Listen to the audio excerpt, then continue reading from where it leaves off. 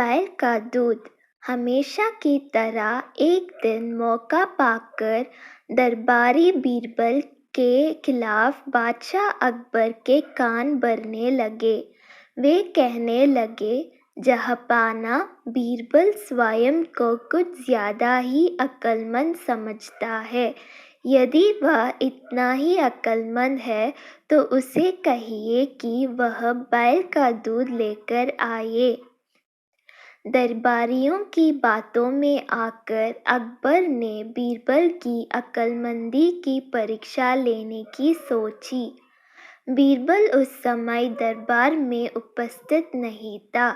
जब वह दरबार पहुंचा तो अकबर बोले, बीरबल, क्या तुम मानते हो कि दुनिया में कोई कार्य असंभव नहीं? जी हुजूर, बीरबल ने उत्तर दिया। तो ठीक है, हम तुम्हें एक काम दे रहे हैं। तुम्हें उसे 2 दिवस के भीतर करना होगा। फरमाइए हुजूर, आपके हर हुक्म की तामीली मेरी कर्तव्य है। बीरबल सिर झुकाकर अदब से बोला, जाओ, जाकर बैल का दूध लेकर आओ। अकबर ने आदेश दिया। आदेश सुनकर बीरबल बौखला रह गया। इधर दरबारी मन ही मन बड़े प्रसन्न हुए। वे जानते थे कि यह कार्य असंभव है, क्योंकि दूध गाय देती है, बैल नहीं। क्यों बीरबल, तुमने कोई जवाब नहीं दिया? अकबर बोले। बीरबल क्या कहता, वह बहस करने का समय नहीं था। हामी भरकर वह घर लौट आया। घर आकर उसने गहन सोच विचार किया।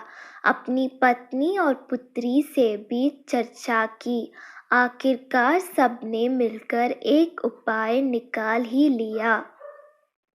उस रात बीरबल की पुत्री अकबर के महल के पीछे स्थित कुएं पर गई और पीट-पीट कर कपड़े धोने लगी। अकबर के महल की खिड़की उस कुएं की ओर खुलती थी। जोर-जोर से कपड़े पीटने की आवाज सुनकर उनकी नींद खुल गई। खिड़की से झांकने पर उन्होंने एक लड़की कुएं पर कपड़े धोती हुई दिखाई पड़ी। अकबर ने वहीं से चिल्लाकर उस लड़की से पूछा, बच्ची, इतनी रात कहीं कपड़े क्यों धो रही हो? बीरबल की पुत्री बोली, हुजूर, मेरी माता घर पर नहीं है। वे कुछ महीनों से अपने मायके में हैं। उनकी अनुपस्थिति में आज मेरे पिता ने एक बच्चे को जन्म दिया। दिन भर मुझे उनकी सेवा शुश्रूषा करने पड़ी। कपड़े धोने का समय ही नहीं पाया, इसलिए रात में कपड़े धो रही हूँ। कैसी विचित्र बात कर रही हो बच्ची, आदमी बच्चे पैदा करते हैं क्या? अकबर कुछ नाराजगी में बोले। करते हैं हुजूर, जब बैल दूध दे सकता है तो आदमी भी बच्चे पैदा कर सकते हैं। बीरबल की पुत्री ने उत्तर दिया। यह सुना था कि अकबर की नाराजगी हवा हो गई और वे पूछ बैठे, बच्ची, कौन हो तुम? हुजूर, ये मेरी पुत्री है।